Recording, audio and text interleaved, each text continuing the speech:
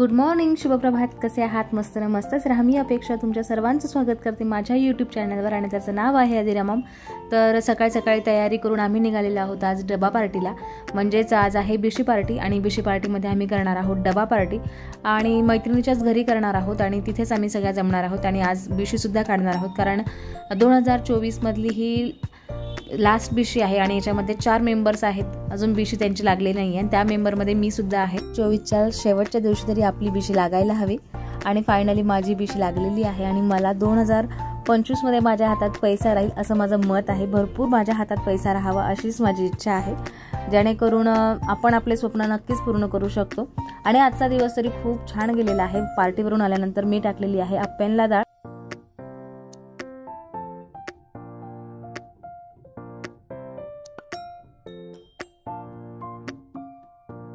साठी मी घेतलेली आहे 4 वाट्या तांदूळ, 2 वाटी उडदाची डाळ, 1 वाटी मुगाची डाळ, अर्धी वाटी हरभऱ्याची डाळ आणि अर्धीपेक्षा थोडीशी कमी मसूरची डाळ टाकलेली आहे. अगदी थोडीशी मेथीदाणे टाकलेले आहे, 1 वाटी पोहे टाकलेले आहे आणि एकत्र एकसारखं हलवून घेतलेलं आहे, मिक्स केलेलं आहे आणि त्याच्यामध्ये पाणी टाकून 2-3 वेळा स्वच्छ धुवून घेतलेले आहे. आणि मी हे जे तांदूळ वापरलेले आहे ते कंट्रोलचे आहे आणि कंट्रोलच्या तांदूळाने इडली किंवा ढोकळा असो किंवा आप्पे असो खूप सॉफ्ट आणि छान होतात.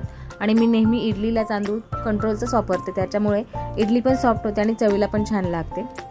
आता डाळ भिजत घातल्यानंतर मी इथे एक ड्रेस घेतलेला आहे शिवायला आणि एक माझा जुना ड्रेस होता ग्रीन कलरचा, त्याचा मी अस्तर काढलेला आहे उसवून आणि तेच मापावर ठेवलं आणि जे खालचं जे अस्तर आहे ते कट करून घेतलेलं आहे. म्हणजे ज्याला कोणाला ड्रेस शिवता येत नसेल त्याने ही पद्धत वापरा आणि आपला जो ड्रेस आहे तो नक्की शिवायला हवा घरी. ज्याला मशीन काम येत नाही त्याने नक्की ही ट्रिक वापरा, जेणेकरून आपण आपला ड्रेस स्वतः शिवू शकतो. मी तरी माझा जो जुना ड्रेस आहे तो पूर्ण उसवून घेतला, त्याला प्रेस करून घेतला आणि नंतर तो माप म्हणून वापरते. आता मी ड्रेसचं अस्तर कापून घेतलेलं आहे आणि ते अस्तर मी आता या ड्रेसवर ठेवणार आहे आणि कट करून घेणार आहे, जेणेकरून मला खूप सोपं पडेल आणि शिवायलाही मला त्रास होणार नाही. प्रत्येकालाच ड्रेस शिवता येतो असं नाही, पण ज्यांना ड्रेस शिलाई काम येतं त्यांनी ही ट्रिक नक्की वापरून पहा आणि आपले ड्रेस जे आहे ते घरीच शिवा. अशा प्रकारे मी ड्रेस जो आहे तो कट करून घेतलेला आहे. रात्री ड्रेस कट करून घेतला आणि दुसऱ्या दिवशी जे आहे आपलं आप्पेचं भिजवलेलं ते आता छान मुरलेलं होतं. म्हटलं चला सकाळी सकाळी ते बारीक करून घेऊयात आणि तुम्ही बघू शकताय की आता ते अर्धा डब्बापेक्षा माझी सगळी डाळ जी आहे ती मिक्सरमधून बारीक झालेली आहे, बारीक करून घेतलेली आहे आणि त्या डब्यात टाकलेली आहे, जेणेकरून जास्त जर फर्मेंट झालं तर खाली सांडायला नको म्हणून मी इथे डब्बा घेतलेला आहे मोठा. आणि या दिवसाचं जर तुमचं पीठ फर्मेट नसेल होत तर तुम्ही माझ्यासारखी नक्की ही ट्रिक वापरा, जेणेकरून तुमचं पीठ हे खूप छान फर्मेट होईल आणि इडली, डोसा, आप्पे जे आहे ते खूप सॉफ्ट होतील. कोणतंही पीठ जर असेल तर ते तुम्ही चमच्याने न फिरवता हाताने फिरवा, म्हणजे आपल्या हाताची जी ऊब आहे त्या पिठामध्ये उतरते आणि आपलं जे पीठ आहे ते छान असं फ्लफी होते आणि फ्लफी झाल्यामुळे आपली जी इडली आहे ती खूप छान स्पंजी होते. नक्की ही ट्रिक वापरून पहा. जेणेकरून घेऊन मी आता हे ठेवणार आहे वरती म्हणजेच गच्चीवर आणि गच्चीवर ठेवल्यानंतर तुम्ही बघू शकताय की मी संध्याकाळी हे घेऊन आलेली आहे खाली आणि खाली आणल्यानंतर तुम्ही पाहत आहात की माझं जे पीठ आहे ते किती फर्मेट झालेलं आहे आणि किती फुललेलं आहे की मला खाली ताट ठेवावं लागलेलं आहे. सगळं बाहेर आलेलं आहे फक्त काही तासांमध्येच. त्याला ओव्हरनाईट सुद्धा मी ठेवलेलं नाही आहे. सकाळी काढलं 12 वाजता आणि रात्री 7 वाजता मी हा जो डबा आहे तो खाली घेऊन आलेली आहे.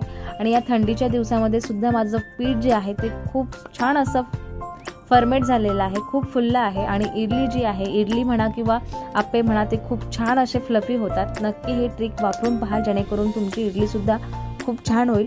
आता मी हे जे सगळं आहे ते सगळं काढून घेते, हलवून घेते आणि आप्पे करायला घेणार आहे. कारण की आपल्याकडे येणार आहेत नाश्ता करण्यासाठी माझी नणदबाई आणि त्यांच्यासाठीच मला करायचे आहे आप्पे. तर मी सगळं पीठ काढून घेते आहे पात्रामध्ये आणि आता याच्यामध्ये जे त्यांना आवडतं तसं करणार आहे.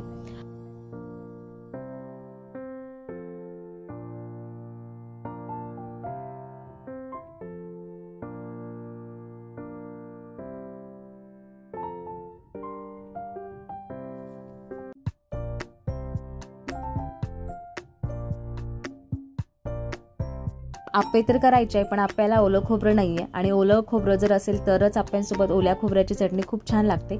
मग मी एक जुगाड केला. इथे एक सुकं खोबरं असतं ते सुकं खोबरं घेतलेलं आहे, त्यांना छान बारीक कट केलं आणि बारीक कट केल्यानंतर त्यांना भिजत घातलं अर्धा तास. पाण्यामध्ये, जेणेकरून हे जे खोबरं आहे ते छान सॉफ्ट होईल आणि त्याला ओल्या नारळाची चव येईल, म्हणून मी हे पाण्यामध्ये टाकून ठेवलेलं आहे। आता हे जे खोबरं आहे ते मी चटणी करताना वापरणार आहे आणि याची जर चटणी तुम्ही केली तर नक्कीच आपल्या ओल्या खोबऱ्याच्या चटणीसारखीच लागते।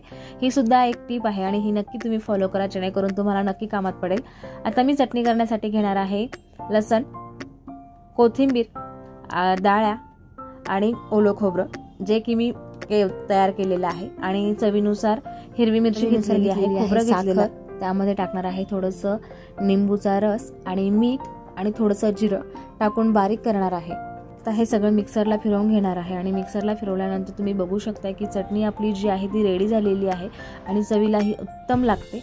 आणि याला तडका मारण्यासाठी मी तेल गरम केलेलं आहे, त्याच्यामध्ये जिरं, मोहरी आणि उडदाची डाळ आणि कढीपत्ता टाकलेला आहे आणि त्याची फोडणी दिलेली आहे। आप्पे करण्यासाठी मी आता आप्याच्या मिश्रणामध्ये टाकलेलं आहे मीठ आणि कडकडीत हे तेल टाकलेलं आहे, म्हणजे जेणेकरून जे आप्पे आहेत ते खूप छान क्रंची होतात, क्रिस्पी होतात। आणि ही सुद्धा एक ट्रिक आहे, तुम्ही नक्की फॉलो करा, जेणेकरून तुमचे आप्पे सुद्धा असे घशामध्ये अडकणार नाही, सॉफ्ट होतील आणि खाताना असा क्रंचीनेस होईल। हे जे आप्पे आहे अगदी कोल्हापूरला जसे मिळतात, देवीच्या अंबामाता देवीच्या मंदिराच्या जवळ अगदी तसेच होतात। नक्की करून पहा आणि मला तुमचा अभिप्राय नक्की कळवा। आता मी हे जे आप्पे आहे सगळे तयार करून घेते आणि याच्यामध्ये मी टाकलेलं आहे फक्त मीठ आणि दुसरा जेव्हा करणार आहे त्याच्यामध्ये टाकणार आहे टोमॅटो, कांदा, कोथिंबीर आणि हिरवी मिरची।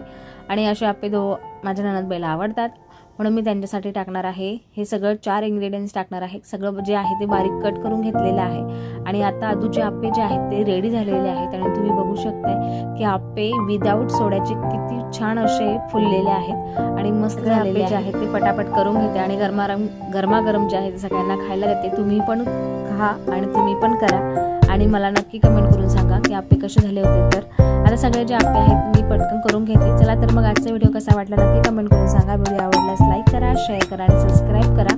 पुन्हा भेटूया छानशा व्हिडिओमध्ये, तोपर्यंत बाय बाय, टेक केअर आणि काळजी घेत राहा।